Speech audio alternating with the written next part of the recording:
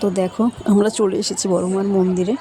সাইডে একটা দোকান ছিল, ওখান থেকে আমরা প্রসাদ কিনলাম বড়মাকে পুজো দেওয়ার জন্য। মন্দিরটা তো খুবই সুন্দর। তো মন্দিরে ঢুকে পড়লাম, বুঝেছো।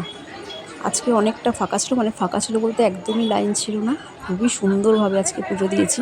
ভেবেছিলাম হয়তো যে লাইন থাকবে বিশাল, কিন্তু লাইন একদম ছিল না। দেখো পুরোটাই ফাঁকা ছিল, তাও ভেতরটায় অল্প লোক ছিল। আর বড়মাকে দেখো কি সুন্দর লাগছে, মানে এত ভালো লাগছে যে কি বলবো। পুজোটা খুব সুন্দরভাবে আজকে দিয়েছি।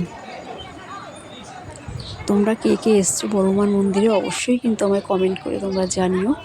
আর এত ভালো একটা নৈহাটিতে মন্দির, আশা করি যে যেখানেই থাকো না কেন সবাই এসছো।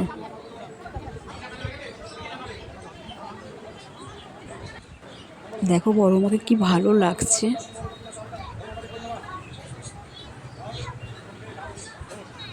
তো ওখান থেকে আমরা বেরিয়ে পড়লাম, বেরিয়ে একটু গঙ্গার ঘাটের দিকে গেছিলাম।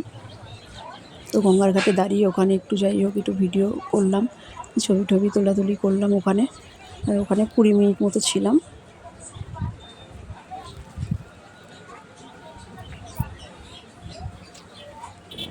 তারপর আবার ওখান থেকে বেরিয়ে পড়লাম বাড়ি আসার জন্য। তো যাই হোক, ভিডিওটা কেমন লাগলো তোমরা কিন্তু অবশ্যই জানাবে, ঠিক আছে।